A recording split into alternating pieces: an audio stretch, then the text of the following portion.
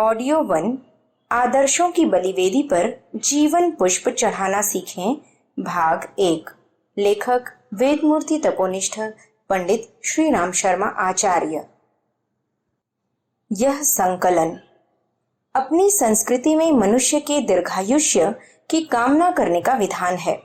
दीर्घायुष्य की यह कामना किस लिए?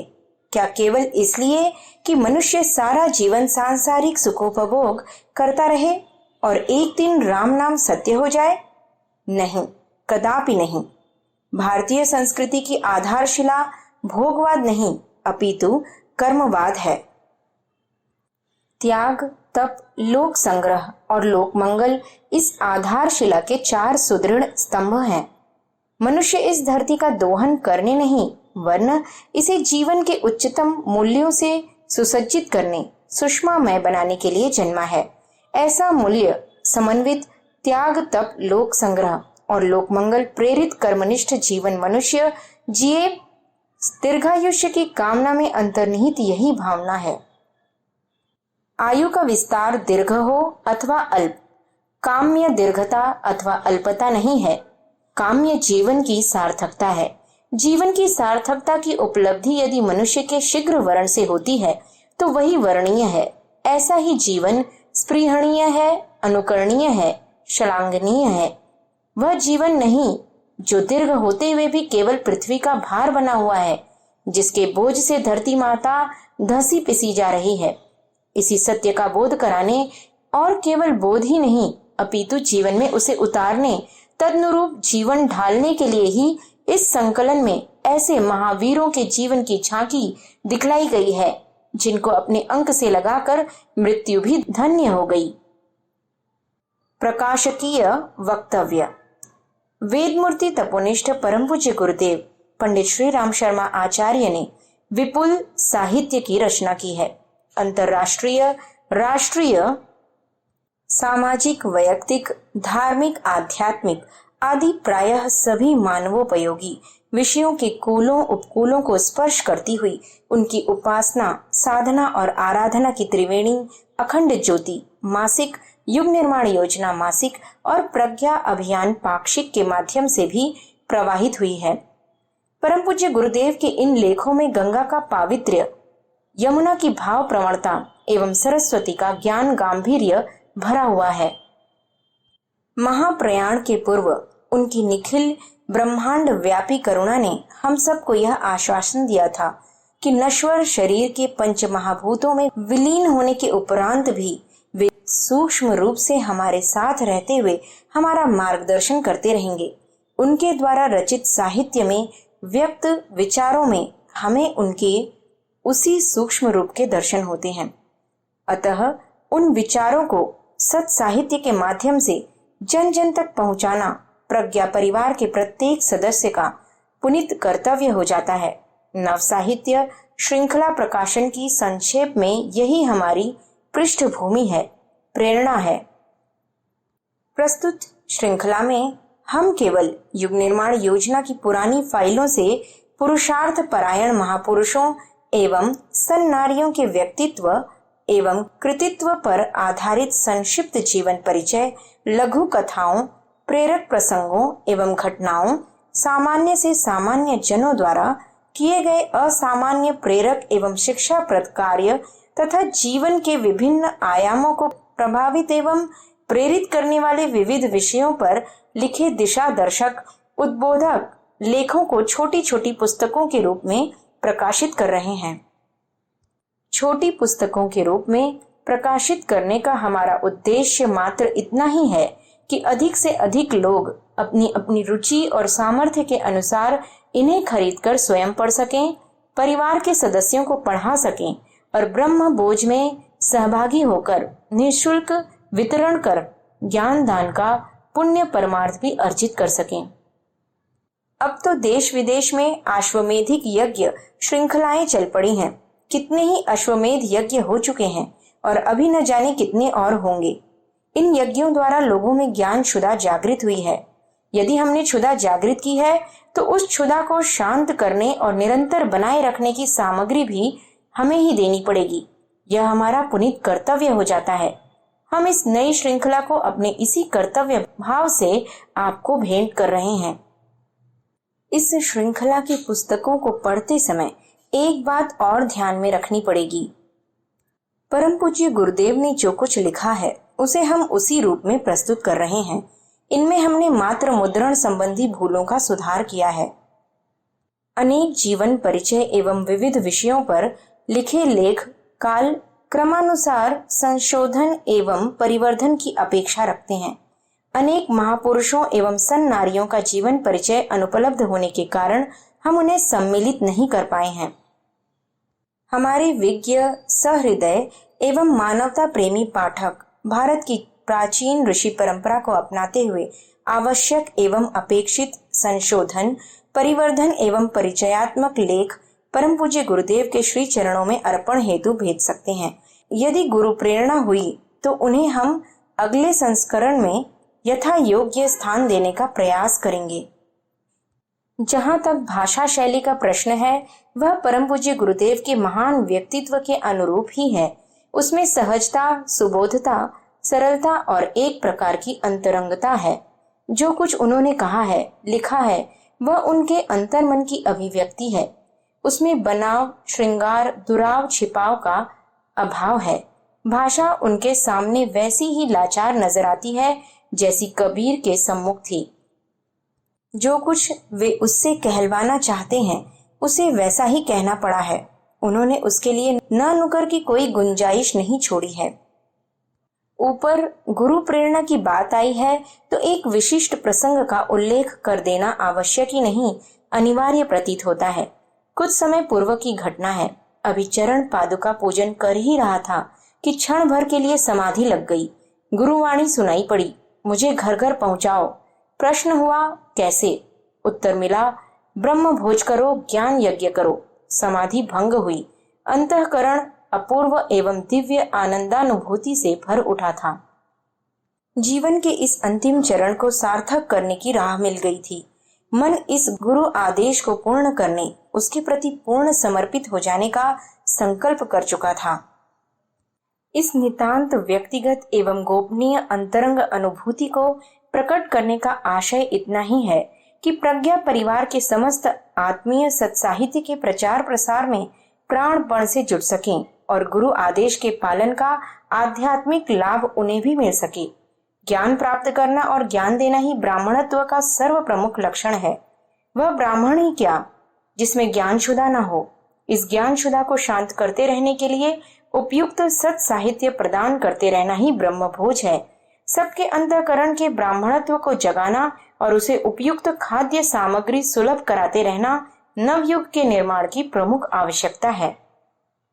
वह यदि हम कर सके और इस प्रकार नित्य ज्ञान यज्ञ अर्थात ज्ञान का प्रसार प्रचार करने में कुछ समय लगाते रहे तो निश्चय ही न केवल युग निर्माण में हमारी भूमिका सही दिशा में संचालित होती रहेगी, वरन आध्यात्मिक लाभ का भी परिपूर्ण सुयोग प्राप्त होता रहेगा।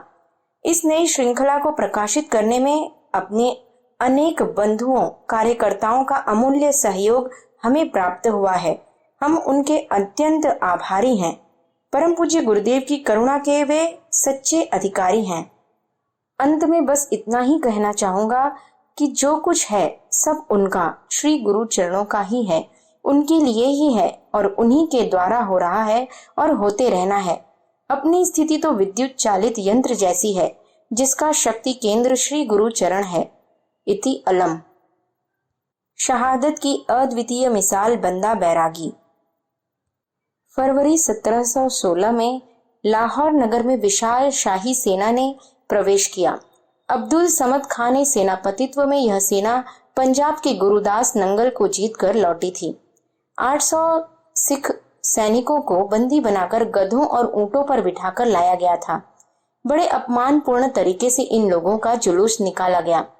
बांसों पर सिखों के कटे हुए सिर टंगे हुए थे, जिनके बीच में मरी हुई बिल्लियां और कुत्ते थे तथा ऊंटों पर उल्टे बिठाए हुए सिख थे। जुलूस के बीच में एक पिंजरा था और उसमें कैद थे वीर बंदा बैरागी।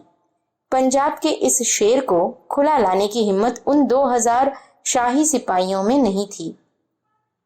अप्रैल 1715 को लाहौर के शाह जफरिया खान ने अपनी 8000 सेना के साथ अब्दुल समद खां को गुरुदास नंगल पर धावा करने के लिए भेजा था।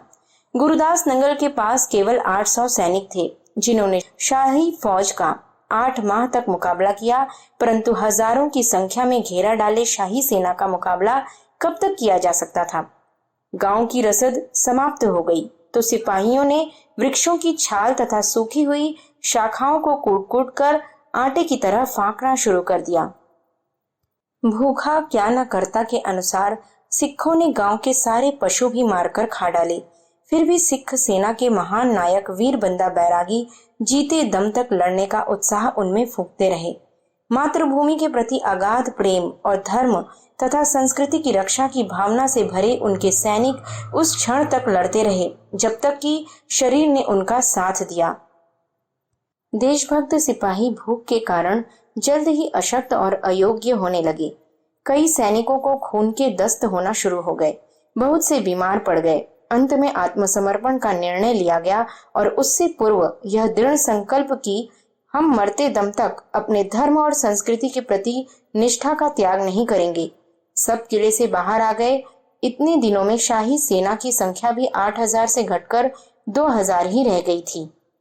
उन सिपाहियों को ही पांवों में बेड़ियां और हथकड़ियां डालकर लाहौर लाया गया था। रास्ते में अब्दुल समद धर्म परिवर्तन करने के लिए कईयों को ललचाता, बहलाता रहा और काटता मारता भी रहा, परंतु एक भी सिख सैनिक न तो प्रलोभनों से आकृष्ट हुआ और न ही मारकाट व प्राण दंड से भयभीत हुआ। देश, धर्म और संस्कृति की रक्षार्थ एक व्यक्ति के कहने पर कुछ 100 लोग ही सही मरने के लिए तैयार हो जाएं, तो निश्चित ही उनके प्रेरणा स्रोत और पथ प्रदर्शक का व्यक्तित्व उतना ही प्रभावशाली तथा प्रामाणिक रहा होना चाहिए। जो कहा जाए वह केवल मुंह से नहीं, अपनी निष्ठा तथा प्रामाणिकता से व्यक्त हो तो साथियों पर भी वांछित प्रभाव पड़ता है। यह प्रामाणिकता बंदा बैरागी ने अपनी संस्कृति पर आए संकट और उसके निवारणार्थ गुरु गोविंद सिंह द्वारा चलाए जा रहे प्रयासों से प्रभावित होकर उत्पन्न की थी। इसके पूर्व वे एक सन्यासी थे और भजन ध्यान में ही अपना समय व्यतीत किया करते थे। 17वीं शताब्दी के उत्तरार्ध में कश्मीर के डोगरा राजपूत परिवार में लक्ष्मण देव, बाद में बंदा बैरागी का जन्म हुआ। उनके पिता का नाम था रामदेव। वे आरंभ से ही देश, धर्म और स्वाभिमान की रक्षा के लिए अत्याचारी मुगल शासकों का अंत करने की बातें सोचा करते थे। इसके लिए उन्होंने प्रयत्न भी किए, परंतु कोई विशेष सफलता नहीं मिली। अपनी संतान से मनुष्य अपने अधूरे सपने पूरे करने की आशा करता है, इसलिए रामदेव ने अपने पुत्र को बचपन से ही हथियार चलाने, घुड़सवारी करने और रण विद्या सिखाना आरंभ कर दिया। बाल्यावस्था में ही किसी को उपयोगी दिशा में लगा दिया जाए तो प्रगति की संभावना दृढ़ बन जाती है। लक्ष्मण देव भी सफलता की ओर निरंतर अग्रसर होते गए। एक दिन शिकार खेलते समय उन्होंने एक हिरणी पर तीर छोड़ा। निशाना ठीक बैठा, हिरणी मर गई। वह गर्भवती थी। नीचे गिरते ही हिरणी के गर्भ से 2 बच्चे छिटक कर धरती पर गिर गए और कुछ समय बाद मर गए।